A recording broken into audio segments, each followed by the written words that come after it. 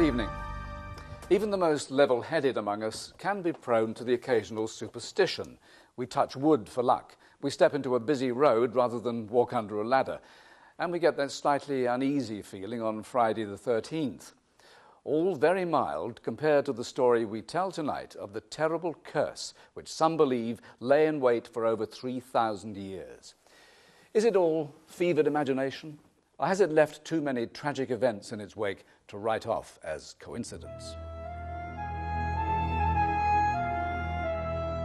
Egypt is home to one of the Earth's most ancient civilizations. Surrounded by thousands of miles of desert sands, its lifeblood is the River Nile.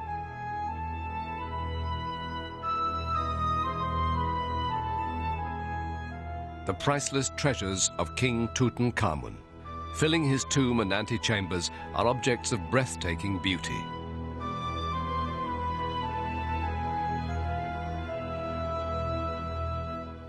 The ancient Egyptians believed Tutankhamun would take them with him to the next world. But when they left these artifacts behind, did they also leave something darker, something which would strike at those who dared to disturb what rightfully belonged to their king?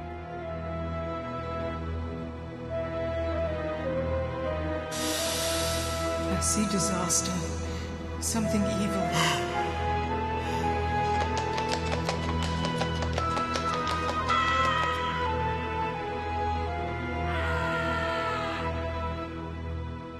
It is 1922, and for more than 30 centuries, no one has set foot into this secret place hidden below the sun-baked, inhospitable desert in the Valley of the Kings.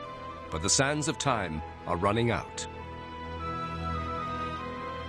Thousands of miles away in Hampshire is Highclere Castle, family seat of the 5th Earl of Carnarvon. His meeting with Egyptologist Howard Carter will quite simply make history. £1,000 and we don't have anything to show for it. But, my lord, the tomb is there. And now we know where we should be concentrating our excavations. My lord, I believe the area will prove most fruitful. But one cannot go on searching forever. I cannot fund some impossible gamble. But, my lord, think of the prize. And think how you would feel should it be another who makes the discovery, which you now most surely have earned. If you would permit Mr. Bethel to show you the search area more precisely.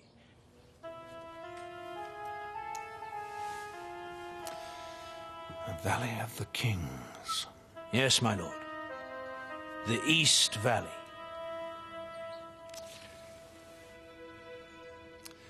Very well, Carter, you have one more chance. My grandfather didn't suffer fools gladly. He was interested always in archaeology in this country. I think it was finding bits and pieces of funeral artifacts from Tutankhamun's grandfather that encouraged Carter to advise my grandfather that there were still one place which had never been dug at all. So in October, November 1922, they agree to have one final go at it. If it doesn't work this time, we'll never look again. The rest is history. I can only guess, but I imagine my grandfather was very excited when he received the telegram. From Carter. At last have made wonderful discovery in Valley. A magnificent tomb with seals intact. Recovered same for your arrival. Congratulations, Howard Carter. We found it. It was the most important find in the history of archaeology, in my view. The most complete pharaonic tomb that had ever been discovered. A bit like the moonshot, you know, in the 1960s. It had that sort of media attention. Carnarvon, in common with a lot of the aristocracy in the 1920s, who'd come out of the First World War, was very interested in spiritualism and in the occult. Upstairs in the East Anglia bedroom, there were said to be sort of seances and table rapping and that sort of stuff. It was here, during a seance, that Lord Carnarvon was warned that should he go into the tomb, he would be in grave danger. There was another supposed warning to Lord Carnarvon and the rest of the expedition when a famous novelist of the time, Marie Corelli, wrote to the Times in March 1923, claiming that the most dire punishment follows any rash intruder into a sealed tomb. Finish! Finish? But whatever the danger, no one would jib at this adventure. And what an adventure! A challenge to the psychic powers of the ages. I think his interest in the occult and his interest in Egyptology were two separate things in his life. And they were obsessed with finding the tomb, so I guess that's why, if there were warnings, they were ignored. Lord Carnarvon's 20-year-long quest finally ended on February the 17th, 1923, when he and Carter found themselves at the entrance to the burial chamber itself. This is what we've been working for.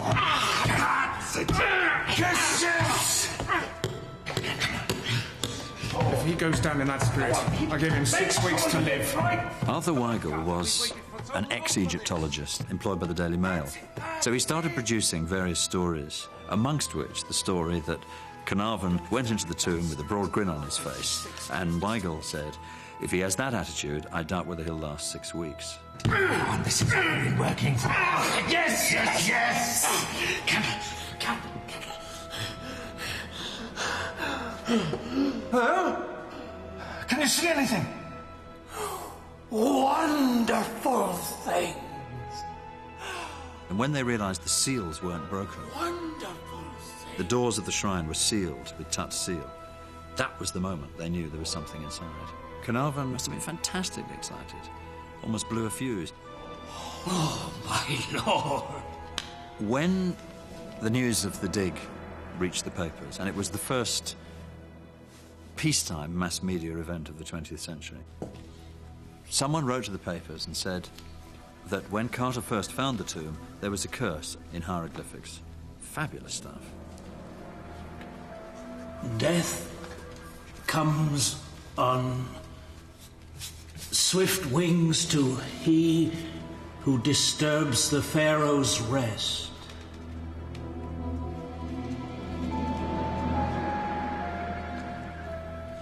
There's no doubt there was a curse on nearly all the pharaohs' tombs. As far as this particular tomb was concerned, it would have been the same. Carter had a pet canary in the Valley of the Kings, and the day the tomb was opened, a cobra got into his house and somehow managed to get into the cage, and the poor canary was eaten. The cobra on King Tutankhamun's crown was a symbol of power. The sacred cobra in the tomb would spit fire at people who tried to disturb the rest of the pharaoh. So the cobra eating the canary took on this huge symbolic significance. After the opening of the burial chamber, Carnarvon suffered a mosquito bite, which at the time seemed nothing more than a minor irritation. It was said by some that Carnarvon was bitten on the left cheek at the exact spot where there's an indentation on the cheek of the boy King Tut. Lord Carnarvon thought nothing more of the bite until some days later. At some stage, my grandfather, he cut himself shaving, cut the mosquito bite, and it became infected, and he got septicemia. And his temperature starts going up. It's about 102, 104 by this stage. He's getting feverish.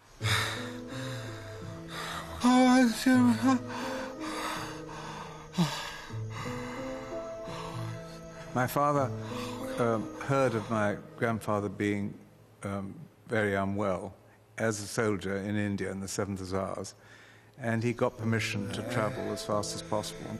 Do you remember how those Italians ran like rabbits in Piave?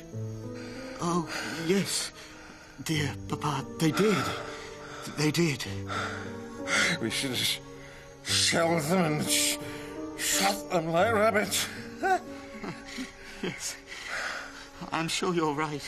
And immediately, of course, all hell breaks loose. Various things happen simultaneously. Papa. The strangest thing of the lot was the lights going out in Cairo at the time my grandfather died.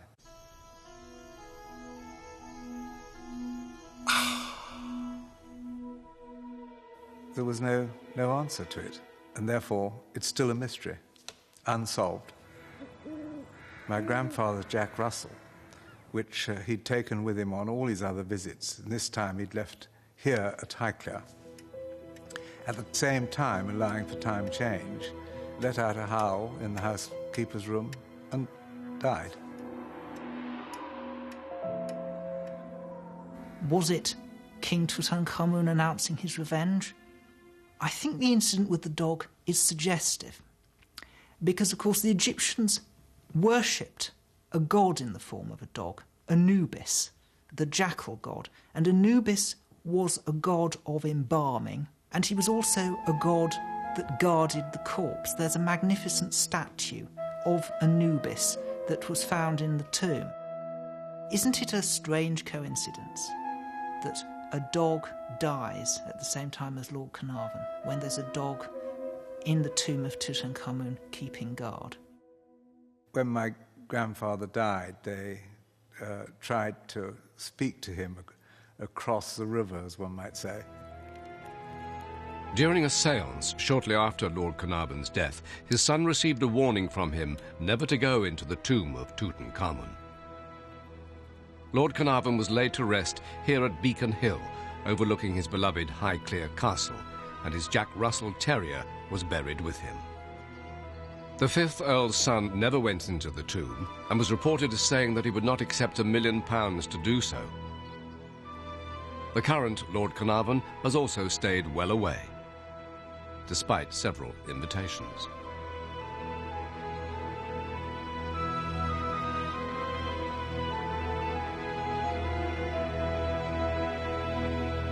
If the evil curse really exists, surely there'd be more victims. After all, Lord Carnarvon wasn't the only person responsible for raiding King Tutankhamun's treasures.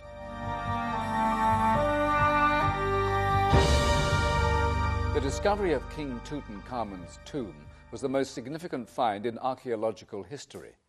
But there were those who believed that an ancient curse would strike at those responsible for raiding its treasures. After the death of Lord Carnarvon, worldwide attention focused on the curse. Even the normally restrained Times blamed the ancient Egyptian god of death, Osiris. Meanwhile, it seemed more victims were being claimed. There was a young man by the name of Richard Bethel. Now, he was a protege of Carnarvon's. He was secretary to the expedition, worked very closely with Carter. He was the son of Lord Westbury. Many of the artefacts from this tomb and others ended up in his house. Now, his house was the scene of unexplained bangs, fires were started. A family servant later says that he started the fires because he was freaked out by the atmosphere. In November 1929, Richard Bethel, apparently a fit and healthy 46-year-old, was relaxing at his London club when he had a sudden seizure. Bethel himself is found dead in a chair in a club for no apparent reason. Lord Westbury was very upset by his son's death, obviously, and he attributed it to the curse. Lord Westbury was alleged to have gone around muttering, "It is the curse has undone us." He committed suicide, he wasn't killed by a mummy, but something got to him very badly, and we just don't know quite how. Lord Westbury jumped to his death. On the way to Lord Westbury's funeral, the hearse runs over a small boy who is also killed. He had nothing to do with the expedition, but he was linked to it by this chain of causality and this chain of tragedy.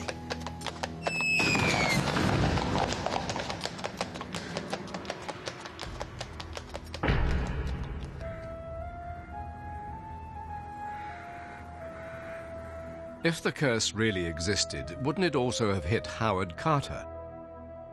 After all, he'd actually discovered the tomb. He, in fact, lived on for many healthy and happy years and died a natural death.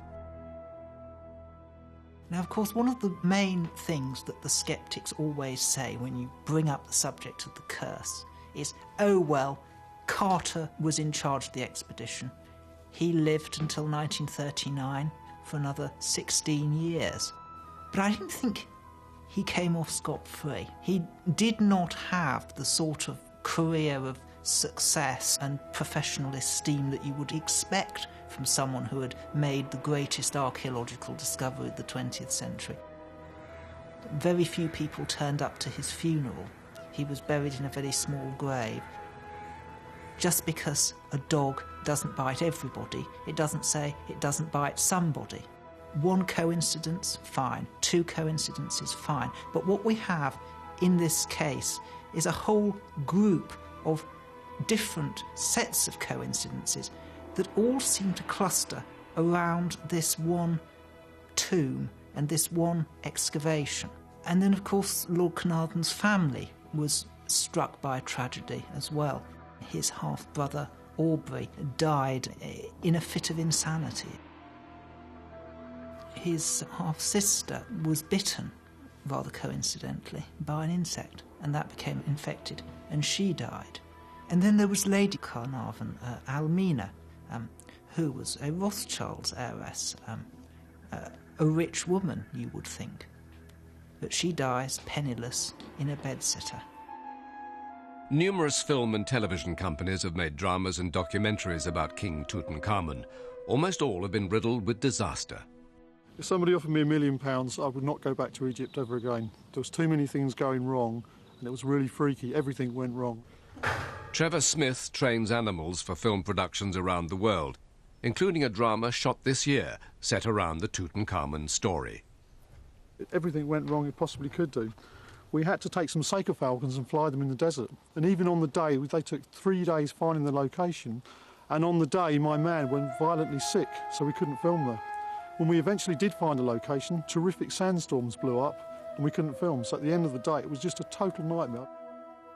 Even Professor Christopher Frayling, who is sceptical about the curse, suffered a series of bizarre events which he finds difficult to explain away. When we were filming The Face of Tutankhamun in spring '92, one or two things happened while we were filming that were quite strange. Well, I was standing over the sarcophagus in the tomb and talking all about the curse, actually. And just as I started talking, all the lights went out. The famous international hotel in Cairo.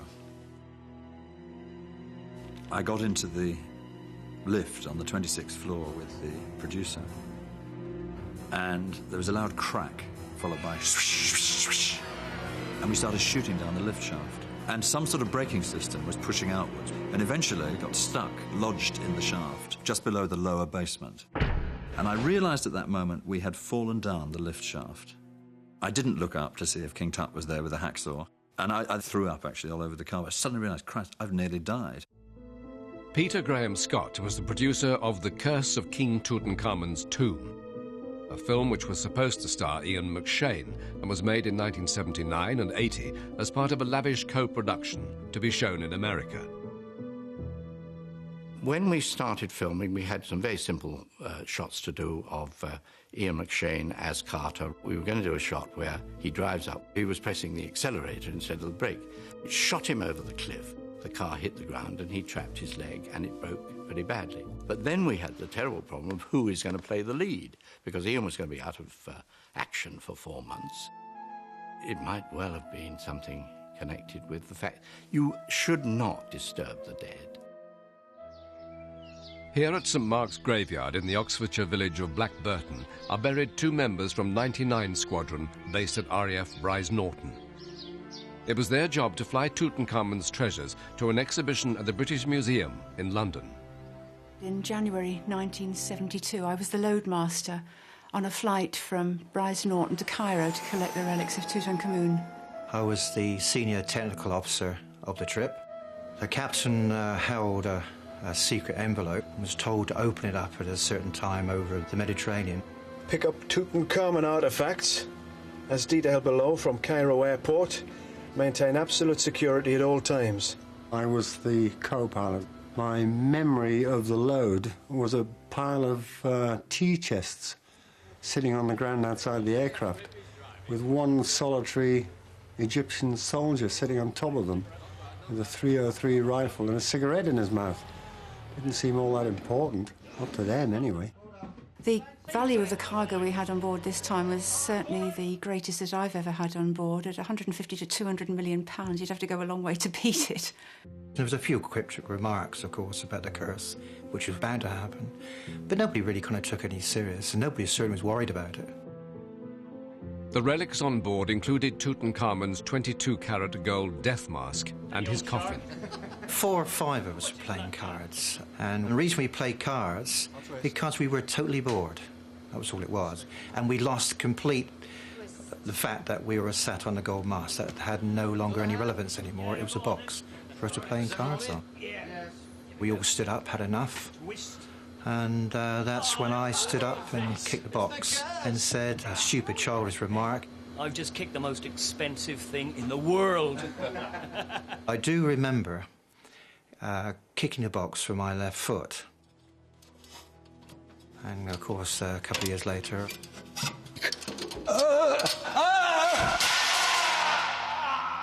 I fell to the ground. Cursed myself for doing it, and I happened to look down to pick myself up, and I noticed that my left foot was turned round facing me. The next day I found out that I had, in actual fact, broken 37 bones. It was the same leg with which Ian had kicked the crate containing the death mask.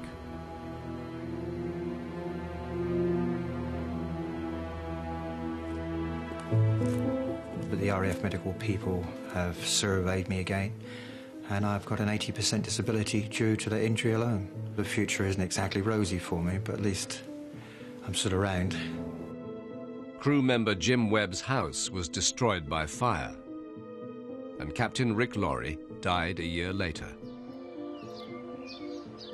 Also on board was Ian Lansdowne's best pal in the RAF, flight engineer Ken Parkinson. Ken was a very good friend of mine, and he died Friday the 13th of August 1978. Ken and myself were probably the closest friend I've ever had in my life. He was quite a fit man. He played rugby for the Air Force. Ken and Rick were in their early 40s, so naturally we were all surprised to hear 2 comparatively healthy people, both play sport very heavily, die so early. I think people begin to realise there is a possibility that there could be a curse, purely because of the number of people who've been involved in it. Archaeologists are still searching for other tombs in the Egyptian valleys. Bearing in mind the experiences of those who've come into contact with Tutankhamun's tomb, perhaps it would be wiser to leave the pharaoh's rest undisturbed.